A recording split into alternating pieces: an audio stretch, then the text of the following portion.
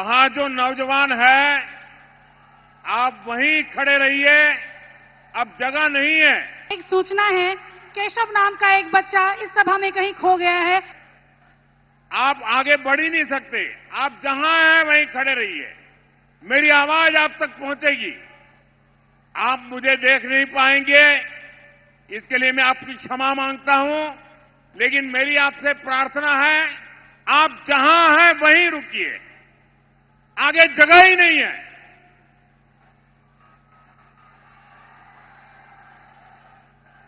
मेरा एक काम करोगे? जरा हाथ ऊपर करके बताइए, करोगे? हमारे जो बिहार के भाई बहन छठ महापर्व के लिए गांव आए हैं, उनको मिलना और उनको कहना कि मोदी जी आए थे और मोदी जी ने कहा है कि अगर आपका वोट यहां है तो वोट दिए बिना जाना नहीं है। ये मेरी बात पहुंचा दोगे? ये मेरा संदेश उनको दे दोगे? देखिए, मैं देख रहा हूं माताएं बहनें ज्यादा उत्साहित हैं।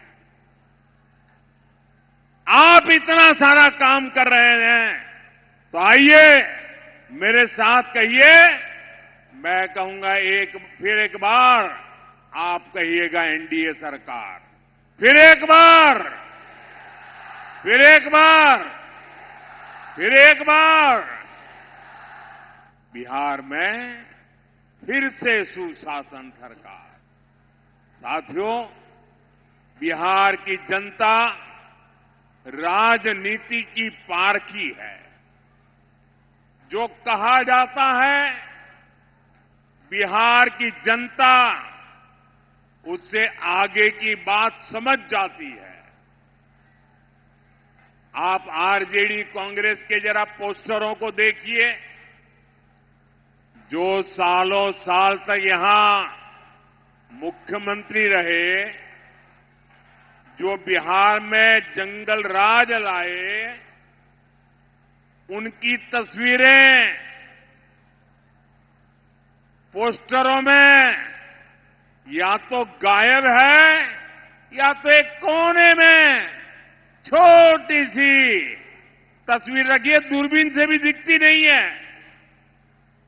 अब मुझे बताइए भाई, जो इतने बड़े उनके लिए नेता थे, जिनके परिवार के सारे लोग चुनाव के मैदान में हैं, और फिर ये छुपा छुपाई क्यों हो रही है? अरे अपने पिता का नाम बोलने में, छुपाने में शर्म क्यों आ रही है?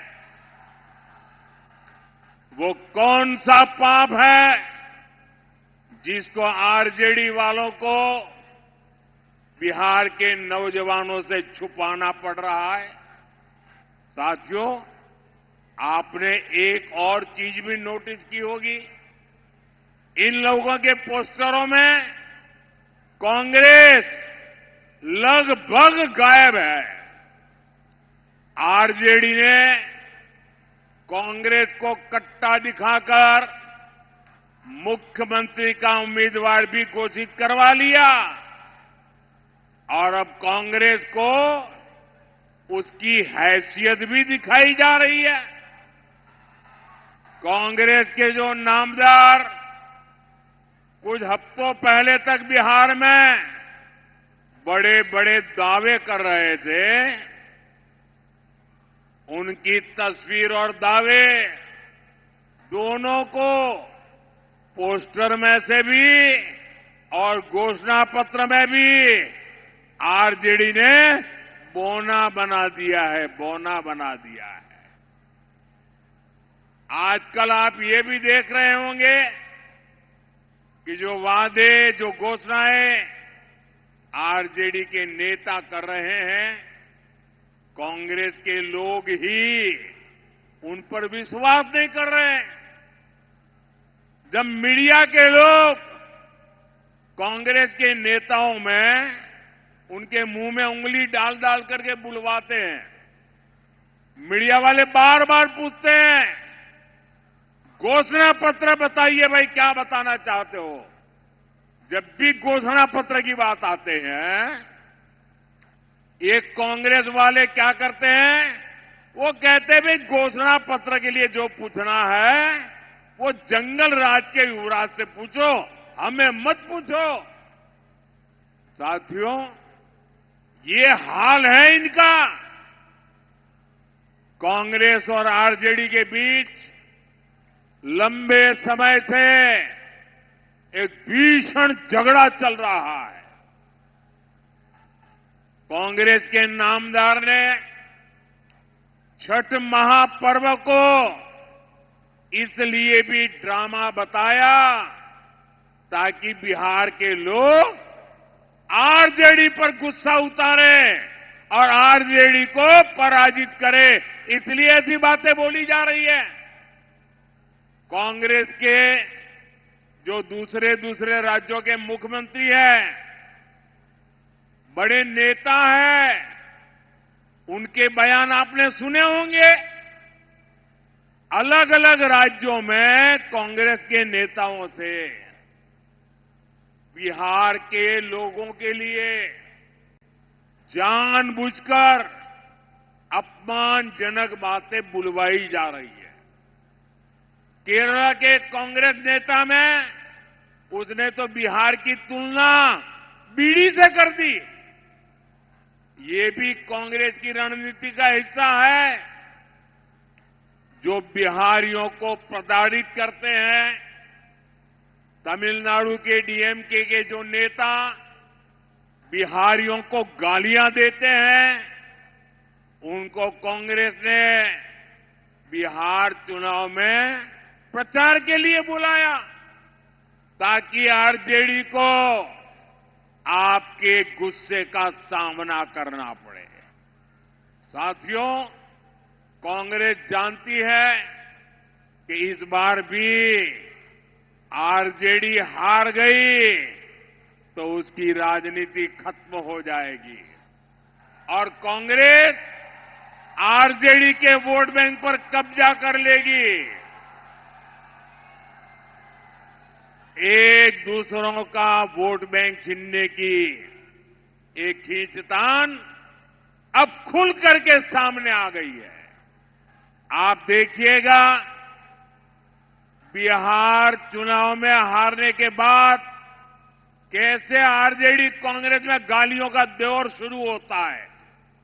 साथियों, बिहार का ये चुनाव बिहार को विकसित बनाने के लिए ये एक महत्वपूर्ण चुनाव है और विकसित बिहार का मतलब है हर परिवार की समृद्धि, आपके परिवार की समृद्धि, आपके बच्चों की भलाई।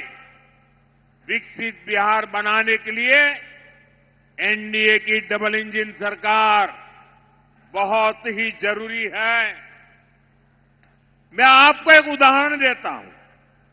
आप भी जानते हैं कि केंद्र सरकार देश के हर राज्य में गरीबों के लिए पक्के घर बनाने के लिए मदद करती है, लेकिन जहां जहां